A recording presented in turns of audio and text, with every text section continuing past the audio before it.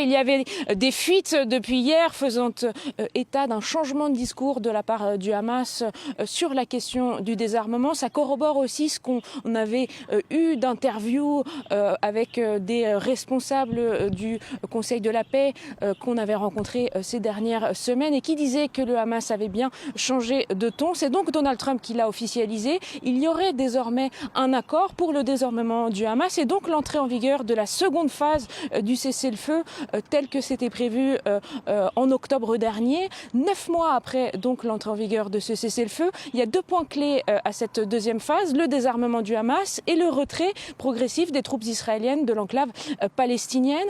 Le Hamas qui, selon les premières informations qui nous parviennent du Caire, devrait donc se désarmer dans une période qui pourrait durer jusqu'à 8 mois, remettra ses armes au comité technocratique palestinien. Le Hamas qui devra aussi remettre le plan des tunnels souterrains et puis des Palestiniens qui ne font pas partie du Hamas mais peut-être d'autres milices ou bien qui possèdent des armes à titre privé devraient aussi pouvoir les rendre au comité technocratique palestinien.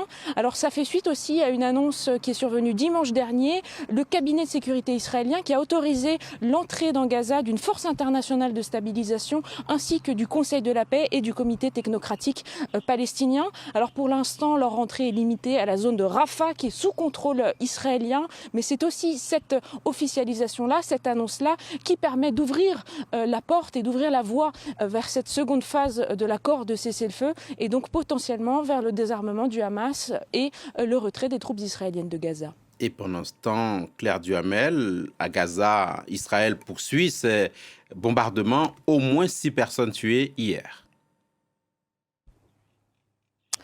Oui, Philomé, il y a souvent un gouffre entre les effets d'annonce, les feuilles de route pour la paix et la réalité des faits sur le terrain. Et ça, on l'observe depuis octobre dernier. Malgré ces cessez-le-feu en vigueur, il y a de façon quasi quotidienne des frappes qui sont souvent des frappes ciblées, qui visent, disent les Israéliens, des responsables du Hamas notamment, qui tuent aussi des civils, puisque hier, parmi les 6 personnes qui ont été tuées, il y a eu un enfant de 18 mois et un autre enfant de 8 ans. Mais donc ces frappes qui se font quand même quasi quotidiennes depuis des mois et les conditions de vie des Palestiniens de Gaza qui demeurent extrêmement précaires, c'est le moins qu'on puisse dire. Avec les fortes chaleurs estivales, eh bien, les conditions sanitaires se détériorent plus encore. La majorité des Palestiniens de Gaza vivent toujours sous des tentes dans une zone extrêmement restreinte de l'enclave palestinienne puisqu'Israël en contrôle environ 65%.